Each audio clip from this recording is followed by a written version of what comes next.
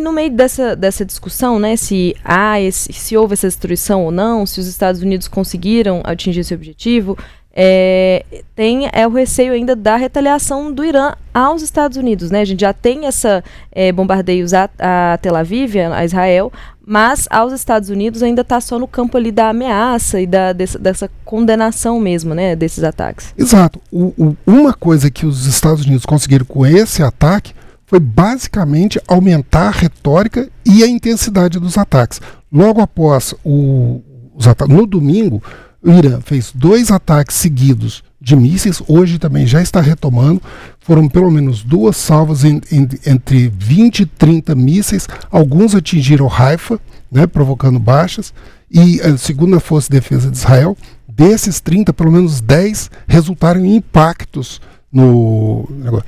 O próprio líder supremo, Ali Khamenei, ele aumentou a retórica dele prometendo punição. Ele fez nesse período da guerra, ele está se mostrando mais ativo no Twitter. Ele postou essa imagem que nós estamos vendo ao lado da frase dele ali, que é uma caveira sendo atingida por uma salva de mísseis, né, de negócio, e com o símbolo da estrela de Davi. E ele falando, a punição continua. Isso foi postado logo depois, né?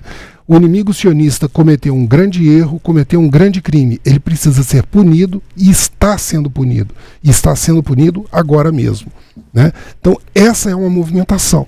Isso daí coincide também com uma série de temores que estão sendo levantados. Por um lado, esses ataques poderiam ser direcionados contra alvos não só Israel, mas também contra bases norte-americanas da região do Golfo, em países islâmicos como o Irã, como o regime dos ayatollahs. Por exemplo, há uma grande base naval em Manama, no Bahrein, há instalações no Catar, nos Emirados Árabes, né?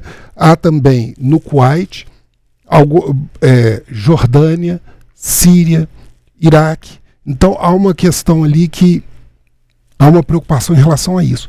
E uma outra coisa que foi sinalizada no final de semana, que foi a aprovação pelo parlamento da possibilidade do fechamento do Estreito de Hormuz.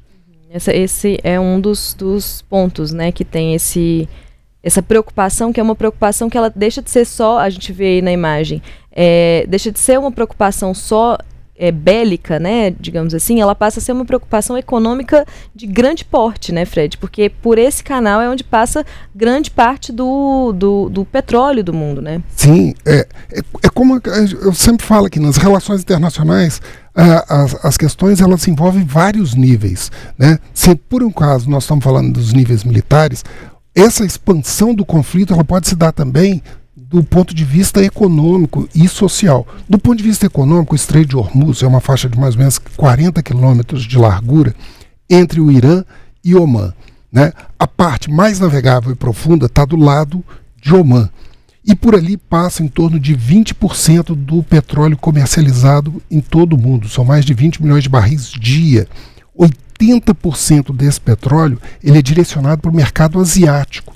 Então, ele poderia gerar um impacto muito grande em países como China, Japão, Coreia do Sul, né? E, nesses últimos dias, desde o início dos ataques de Israel, a gente já percebe um aumento do preço do petróleo diante do custo, né?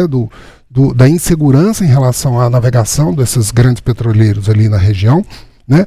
Porque o valor do barril de petróleo, que antes dos ataques estava em torno de $69 o barril do Brent, ele passou para mais ou menos $71 no dia do ataque e já estava variando em torno de 74, 75. E num completo fechamento do estreito, né, não se descarta, por exemplo, o banco JP Morgan, ele fala da possibilidade de se chegar a 100, $120 o barril. Isso aí impacta muito em toda a cadeia, né? A gente até trouxe uma outra transmissão que a gente conversou com o Carlon Aredes, que é nosso editor de atualidades, que né, tem essa cobertura de economia também muito forte, em que ele destaca que o preço do petróleo, ele influencia numa cadeia gigantesca. Ele não é só a gasolina do seu carro que vai ficar mais cara, é o diesel que é usado pelos caminhões que transportam o seu alimento. Então, isso vai tornar o alimento mais caro. É o diesel que é usado pelo maquinário agrícola, que o agro usa em grande escala, que vários setores da indústria usam em larga escala, e isso vai encarecendo em cadeia, né, Fred? A gente sabe que os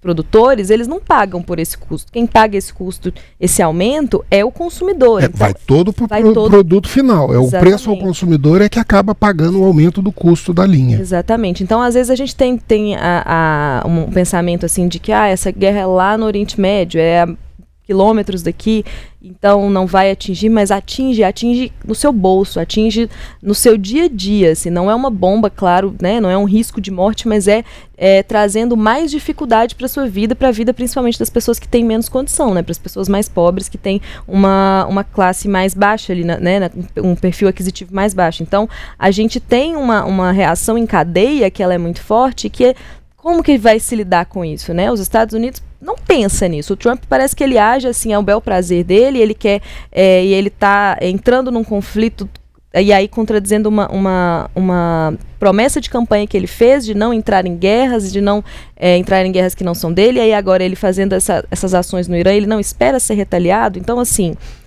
eu acho que é uma imagem de grandeza que ele tem, que também é muito... Ele acha que todo mundo tem muito medo dele, né? Assim, ele tem essa impressão. Ele tem um estilo extremamente personalista. Tanto é que, por exemplo, no anúncio feito pelo Pete Hegseth, o secretário de Defesa, a todo momento ele citava ou o comandante supremo, ou o presidente, ou o Donald Trump, né? Então, ele tudo era em volta da imagem do Donald Trump.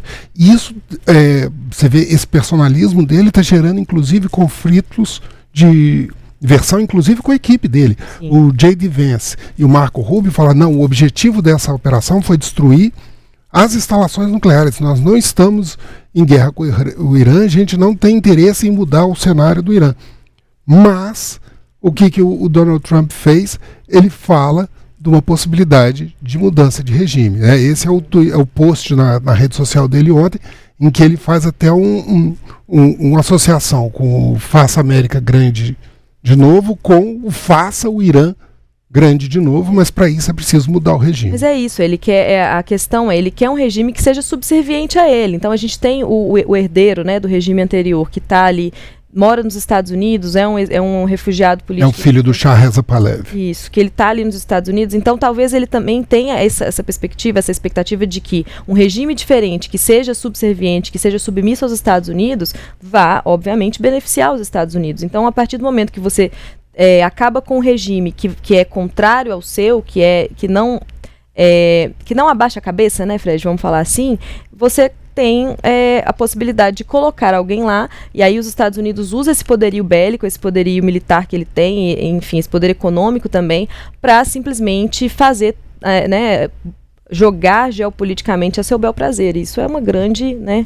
É um problema grave, e a gente viu o que aconteceu no Iraque, e na Síria, e na Líbia, quando guerras levaram à substituição de poder, em vez de haver uma movimentação natural da população, sim, a adequação no sistema democrático para a troca do poder.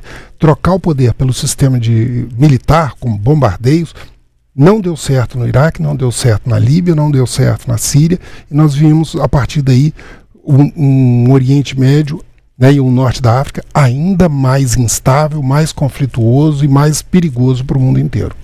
A gente tem o posicionamento do Brasil, Lu, né? O Itamaraty soltou ali um posicionamento a respeito disso?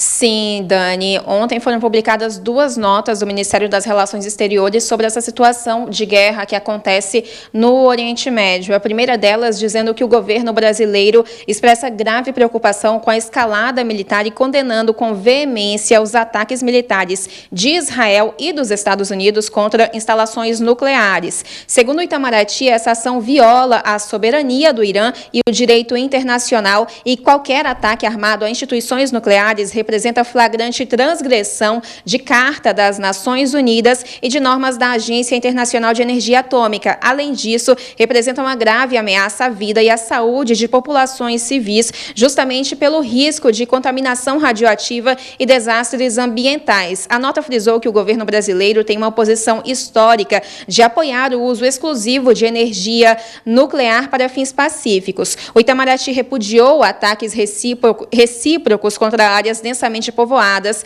e cobrou a urgente necessidade de solução diplomática para interromper o ciclo de violência e abrir espaço, abrir caminho para negociações de paz. Por fim, destacou que as consequências negativas da atual escalada militar podem gerar danos irreversíveis para a paz e a estabilidade na região e no mundo e para o regime de não proliferação e desarmamento nuclear. Já a segunda nota, Dani Fred, publicada na noite de domingo, o Ministério das Relações Exteriores manifestou firme repúdio e condenou nos mais fortes termos, essa foi a expressão usada pelo órgão oficial, o ataque terrorista que deixou mais de 20 pessoas mortas e outras dezenas feridas na igreja de Mar Elias, em Damasco, na Síria. O governo brasileiro também expressou solidariedade aos familiares das vítimas, ao governo e à população síria.